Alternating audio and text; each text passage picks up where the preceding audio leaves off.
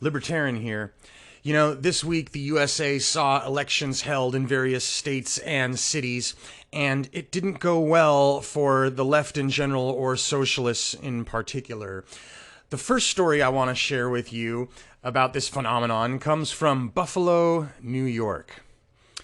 Earlier this year, the moderate incumbent mayor Byron Brown was defeated in his party's primary for the mayor's office of Buffalo, New York, rather, by a socialist named India Walton.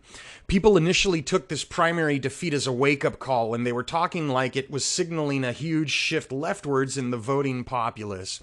Mayor Brown proceeded to run a write-in campaign, of all things, against the socialist Walton, who was actually listed on the ballot. And India Walton was also enthusiastically endorsed by a lot of the hard left politicians in D.C. That includes Bernie Sanders, Elizabeth Warren, and Alexandria Ocasio-Cortez. But on election day, what was the result? Well, Brown beat Walton, and by a wide margin. The voting tally came out to 41% for Walton and 51% for Brown.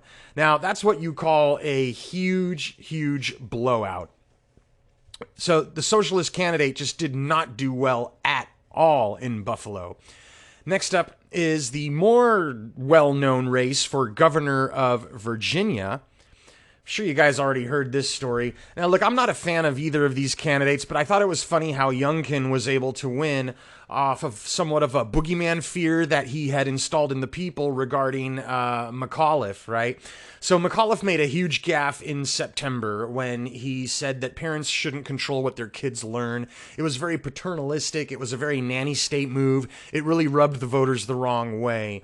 Youngkin seized on it, and the voters rewarded him.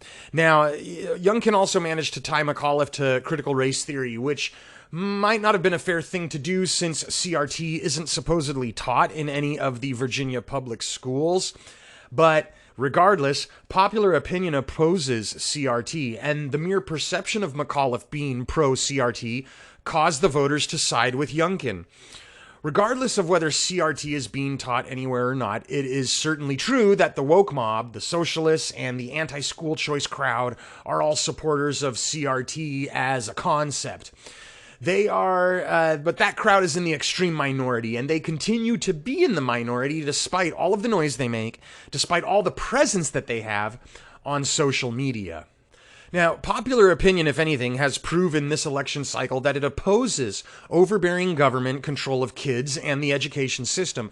Popular opinion isn't that interested in what the teachers union has to say. Popular opinion wants control to be less centralized and more decentralized. And when you sit there and blame popular opinion as if they're the ones at fault, whether you're right or wrong, the popular opinion is going to tell you to go fuck yourself.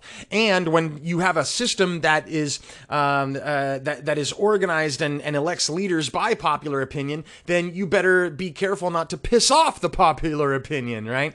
Popular opinion doesn't want to be called racist, and they don't want to be dictated to by the woke snowflakes. Now, let's zoom out a bit and look at the socialist elections in general. There's so many that happened, like on a state and city level, that, I can't go over them all. I just picked two of the more obvious, easy ones to look at. But this trend is happening everywhere. But let's look at this article. It says, lefty DSA-backed candidates lose most city council races. The fact is that the socialist platform of more government, more taxes, more regulations, more restrictions on business is not attractive to the average Joe. The socialist platform does not win enough votes in general, and it's not going to start winning more anytime soon. It honestly took me a while at first to realize this, after initially being scared by the undeniably obvious surge in popularity of socialism on the internet, particularly in social media. But now I'm realizing that social media is not anywhere near representative of popular opinion. I'm starting to think that popular opinion is becoming more, not less, opposed to socialism. In my last video, I actually talked about a Gallup poll that showed that Americans want less government, not more. Now let's see how small government candidates fared this election cycle. And no, I'm not talking about Republicans. I'm not talking about moderate Democrats either. I'm talking about libertarians and the Libertarian Party. Here's a surprise. Libertarian candidates won hundreds of elections in this election cycle, although they're admittedly for smaller offices. I'm talking city councils, small state congressional offices, that kind of thing. But it's a better result than you'd think the libertarian crowd would get, given how terminally online the pro-socialism crowd is and how much noise they make, right? It seems to be counterintuitive. I think it took some people by surprise. So the Libertarian Party is doing better than the DSA, which is, arguably the major socialist party in the U.S. right now in terms of the number of candidates that they field, that they promote, the number of members, and blah, blah, blah. Now, here's the thing. Socialism is not popular in a general sense.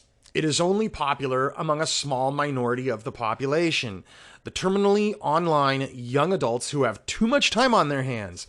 Big government nanny state policies that the far left pushes are simply not attractive to the normies. They're not attractive to the average person. And it seems that, if anything, the small government libertarian policies are becoming more attractive to the normies. Sorry, socialists. Democracy is not your friend.